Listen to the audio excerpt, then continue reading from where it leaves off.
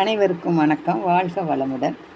இன்றைய தொழில்நுட்பத்தால் நன்மை, வளர்ச்சி, தீமை, அதனுடைய செயல்பாடு இப்போ வர ஆர்டிஃபிஷியல் வேறு உள்ளே வந்திருக்கு. இதனால் என்ன நடக்கும்? ஓரளவு எனக்கு தெரிஞ்ச வரை செயற்கை நுண்ணறிவு மனித நுண்ணறிவை பயன்படுத்தி சுலபமாக இயந்திரங்களை கொண்டு செய்ய வைக்கும் தொழில்நுட்பம் தாங்க. இன்றைய காலத்தில் கணினி இல்லாமல் உலகம் இயங்காதுங்க. உலகம் முழுவதும் பரவி இருக்கும் ஜனத்தொகை, வணிகம், அறிவியல், பொழுதுபோக்கு, கல்வி, பணப்பரிமாற்றம், உறவு நட்புடன் கூடிய ஆடியோ வீடியோ மூலம் தொடர்பு கொள்ள இந்த தொழில்நுட்பம், இந்த கணினி நமக்கு அவசியம் தேவை. இப்போ அனைத்து துறைகளிலும் தொழில்நுட்பம் இருப்பதால் தாங்க நம்ம கையாளும் தன்மை ஆன்லைன் மூலம் சுலபமாக எந்த செயலையும் ஈஸியாக நாம் செய்ய முடிகிறதுங்க. மனிதனுடைய வசதிக்காகவே உதவியாக இருப்பதே இந்த தொழில்நுட்ப கணினி தாங்க. அந்த காலத்தை விட இந்த காலத்தில் இளைஞர்களுக்கு வேலைவாய்ப்பு இருக்காதுங்க. அதெல்லாம் இல்லைங்க. ஏதோ ஒரு வகையில் வேலை இருந்து கொண்டு தாங்க இருக்கும். மருத்துவர்களுக்கும் சில பரிசோதனைகளும் செய்ய முடிகிறது இந்த தொழில்நுட்பத்தால். இந்த காலகட்டத்தில் வீட்டில் இருந்தே வேலை செய்வதற்கு எளிதாக உள்ளதுங்க இப்போ உள்ள தொழில்நுட்பம். இந்த தொழில்நுட்பத்தால் பல தகவல்கள், நாட்டின் நடப்பு சுலபமாக நம்ம பயன்படுத்த முடியும். மருத்துவ சாதனங்கள், 3D போன்ற கருவிகள், டிஜிட்டல் தளங்கள், பல செயல்பாடுகள் நெறிப்படுத்த முடிகின்றன. இதெல்லாம் நம்மளை நெறிப்படுத்த முடிகிறது.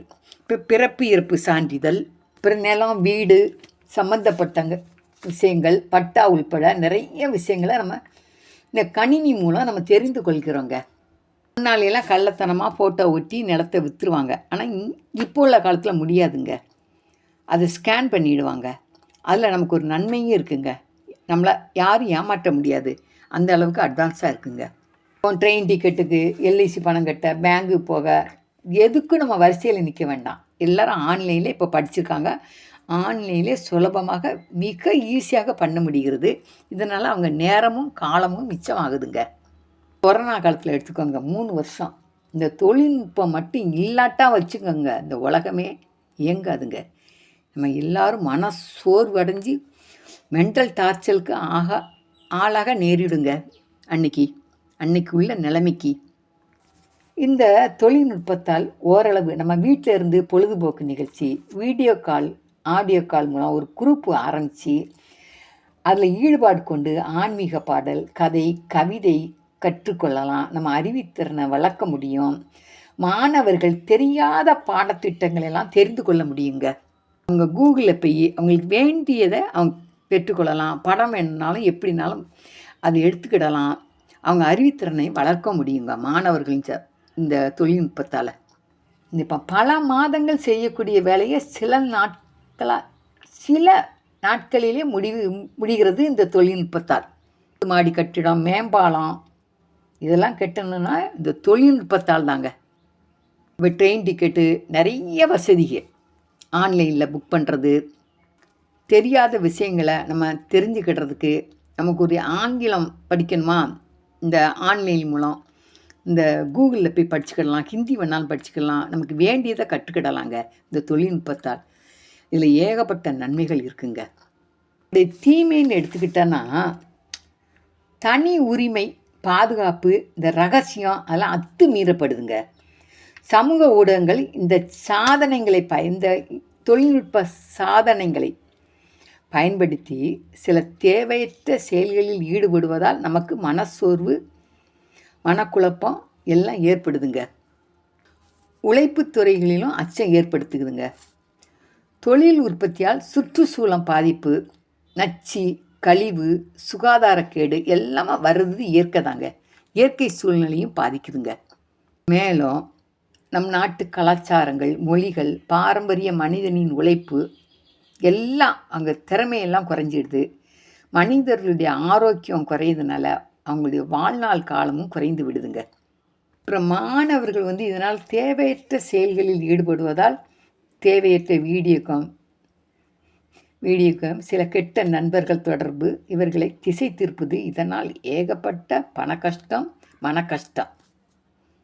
இதனால் தற்கொலைக்கு கூட முடிவு செய்ய வேண்டிய நிலைமை ஆகிறது சிலருக்கு.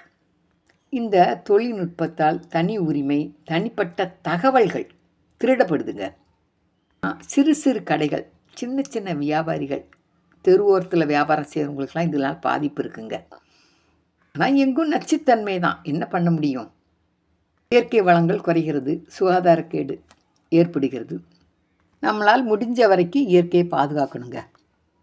நம்ம நாட்டோட வளர்ச்சியை கேட்டிங்கன்னா 193 நாடில் 7 நாடுகள் தான் இந்த நவீன போர் விமானத்தை உருவாக்கக்கூடிய தொழில்நுட்பம் உள்ள நாடுங்க. அதில் நமது பாரத நாடும் ஒன்றுங்க. 2வது, உலகத்தில் 6 நாடுகளில் தான் அணுசக்தியால் இயங்கக்கூடிய நீர்மூழ்கி கப்பல் உண்டுங்க. அதுலேயும் நம்ம பாரத நாடு ஒன்று தாங்க. நமக்கு பெருமை தானுங்க அது. அதுக்கப்புறம் உலகத்தில் 5 நாடுகளில் நவீன பாலிஸ்டிக் வடிவமைப்பு, அதுக்கும் நம்ம நாடுங்க. அதுலேயும் நம்ம நாடுக்கு சிறப்பு வாய்ந்ததுங்க. அதுக்கப்புறம் உலகில் 4 நாடுகளில் நிலவில் வந்து மிருதுவாக தரையிறங்கி அதை திறம்பட செயல்படுத்தி நம்ம திறமையை காட்டினதும் நம்ம நாடு ஒன்றுங்க. இப்போ உலகத்தில் 2 நாடு தாங்க மிக வேகமாக பறக்கக்கூடிய ஏவுகணை தொழில்நுட்பத்தில் ஏவுகணை உருவாக்கி அதில் போர் படையை சேர்த்து செயல்படுத்தக்கூடிய திறமை உண்டுங்க. அதை நம்ம நாடும் ரஷ்யாவும் ஒன்றுங்க. ஏன்னா கொஞ்சம் எழுதுவது, உடற்பயிற்சிலாம் நல்லா குறைஞ்சிடுதுங்க. நமக்கு பாடம் பண்ணுறதும் நமக்கு போயிடுதுங்க. எது நடக்குதோ நடக்கலையோ, என்னதான் நடக்கும் நடக்கட்டுமே, உலகில் நன்மையை செய்திடுமோ, தீமைகள் யாவும் ஒழித்திடுவோம், நலம் கருதி நாம் வாழ்ந்திடுவோம், நல்லதை நினைத்து செயல்படுவோம். இப்போ வர ஆர்டிஃபிஷியல் வந்திருக்கு தொழில்நுட்பத்தில். இதில் வந்து செயற்கையாய் இதயம் பண்ணுறது, இதயம் ட்ரான்ஸ்ஃபர் பண்ணுறது, ரோபோ வச்சு வீட்டு வேலை செய்ய வைக்கிறது, குழந்தைகளை பாதுகாக்குது, பெரியவங்களை பாதுகாக்கலாம் கொண்டுட்டு வராங்க. அதை பற்றி என்ன எவ்வளவு சக்ஸஸ் வரணும்னு நமக்கு தெரியாது. ஆனால் அன்றைய காலத்தை விட இந்த காலத்தில் தாங்க இளைஞர்களுக்கு கண்டுபிடிப்பு திறன் வந்தும் அறிவாற்றலும் அதிகம் இருக்குங்க. ஆனால் மூளைக்கு ரெஸ்ட்டு கிடையாதுங்க. ஆபத்து காலத்தில் நம்ம நாட்டுக்கு இந்த தொழில்நுட்பம் நமக்கு அவசியம் தேவைப்படுதுங்க. இப்போ எந்திரன் படத்தில் கூட ரஜினி அவர்கள் வந்து ரோபாவிற்கு அடிமை ஆகிவிடுவார். இது அவரை எதிரியாக்கிடுங்க. ஆனால் ஏற்படும் தீமைகளை கண்டு அதை செயல்பட விடாமல் அதன் திறனை இழக்க செய்து விடுவார்கள். எனவே தீமை வந்தாலும், ஆர்டிஃபிஷியலில் தீமை வந்தாலும் அதன் செயல்பாட்டு திறனை முறியடிக்கக்கூடிய திறமை நம்ம இந்திய இளைஞர்களுக்கு உண்டு. நன்மையை கருதி செய்வோம், தீமையை கருதி செய்தால் அதன் விளைவுகள் அவர்களுக்குத்தான். எல்லாம் நம்மை படைத்த இறைவன் செயல்.